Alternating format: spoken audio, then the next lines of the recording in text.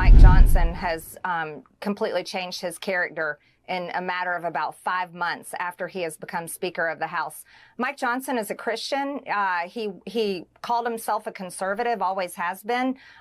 He's a Republican member, but yet here we are after the minibus was passed just almost 2 weeks ago in Washington, and now with the $60 billion going to a war in Ukraine that 70% of Americans do not support it. That's the most recent polling. That's just a lie. That's just a lie. That's not what Pew Research Center says. That's not. The most recent poll I saw showed the majority of Americans wanted to continue supporting Ukraine. And it was like a clear majority. I think it was like 56 to 40. So it was plus 16 points, right? And that was like a CNN poll. So maybe you don't like CNN. Pew Research still has it, even at the lowest numbers, I think, a plurality. There's no polling data that says 70% of Americans are against any more aid to Ukraine. That's not true.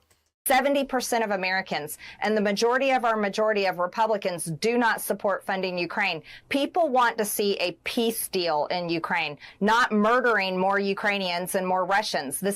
It's crazy that for her, sending aid to an ally is murdering more Ukrainians. Then here's my question. Why is her continued support for aid to Israel not murdering more Palestinians and more Israelis? What's the difference there? Is it that one is on team Jesus and the other is on team gay? What's the consistent position that, oh, sending weapons over here to the war that's been going on off and on since 2014, that's supporting some dumb forever wars that are going to get people killed. Sending weapons to the conflict that's been going on and off since 1948. Oh, actually, even before that, if you want to get into militia violence, no, that's not a forever war. That's different. That's not perpetuating violence. Just to use her own logic. Needs to end.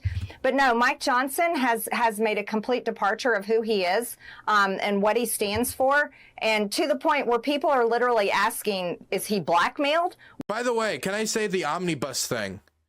The reason it ended up being an omnibus bill is because it took so long and you had to negotiate at that point or the government was going to shut down. It's either omnibus or nothing was going to pass. The budget was supposed to be passed like last September and we passed it in like March of this year. That's embarrassing. It's so we're going towards September now. Before you know it, we're going to be negotiating another budget deal. So, I mean, what? Did we have to, or we're going to do more continuing resolutions?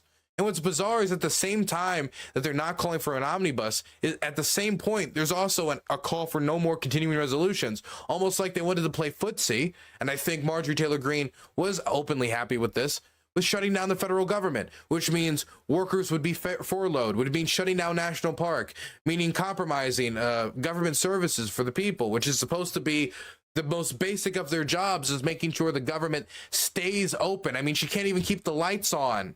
She's okay with the lights going off.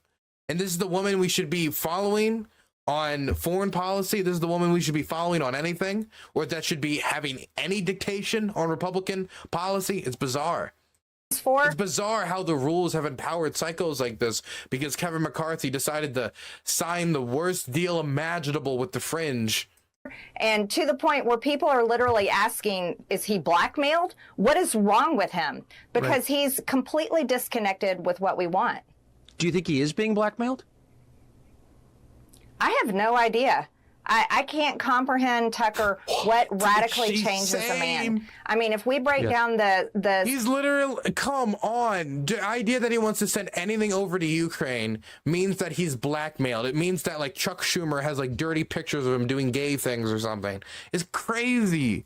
Dude, she's off the... I'm starting to think Marjorie Taylor Greene is not a rational politician. Second part of basically an omnibus... Let's break that down. So Mike Johnson is pro-life. In the second part of the omnibus, just less than 2 weeks ago, he funded full-term... By the way, I do not like listening to Marjorie Taylor Greene, but somehow people like her have wiggled herself into positions of power, and now with such a small conservative majority in the House, they have even more power. And so I don't want to listen to her either, but this blabbermouth knuckle dragger actually has influence. Part of the omnibus just less than 2 weeks ago, he funded full-term abortion clinics. Full-term abortion clinics. He funded the trans agenda on children. I mean, how does that even happen from a Christian conservative Republican speaker? He did nothing for the southern border, did nothing to secure the border. And this, you know, the reason why they're a Democrat, by the way, I don't even want to go in and like challenge individual things here. I'm just going to say this broadly. He is negotiating with Democrats that control the Senate. He has a very small majority, and you've got a Democratic president. You're going to have some Democratic priorities in the bill. It's going to be a compromise budget. You're not going to, with a 5-seat, now 1-seat majority, going to be dictating the budget from like the top of a mountain as if you are Noah handing down the 10 commandments. You can negotiate because you have a small majority, but you have to include Democratic priorities because Dems control the House, the Senate, and they control the presidency. this comes on the Yo, can we just like send her through the Schoolhouse Rock program quick and like have her come back and do politics over? heels of Laken Riley being brutally murdered. This came on the heels of a video that was running on loop on social media where illegal aliens had rushed our border, ran over Texas National Guard, ran over Border Patrol agents in order to invade our country. These were military-aged men, by the way. He did nothing to secure a border. It's the #1 issue in the world. He completely changed who he was, funded the FBI, gave him a brand new building, fully funded the Department of Justice that is persecuting everyone on the right and actually targeting our presidential candidate. Listen to her critiques. He funded the Department of Justice. He kept the lights on in a government institution that is, by the way, the Republicans take over. They're not going to get rid of the Department of Justice. They're just going to put in their own cronies. That's what Trump is openly saying he wants to do. So just like, how dare he keep the lights on in an institution that we want to take over? What's the critique?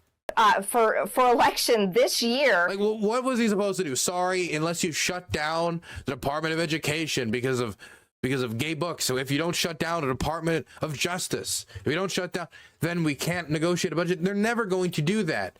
Her demands are impossible. It's just posturing for the public. What does she really want? If she really wants anything, or is she really just this dementedly stupid? She was a QAnoner, so it's not impossible.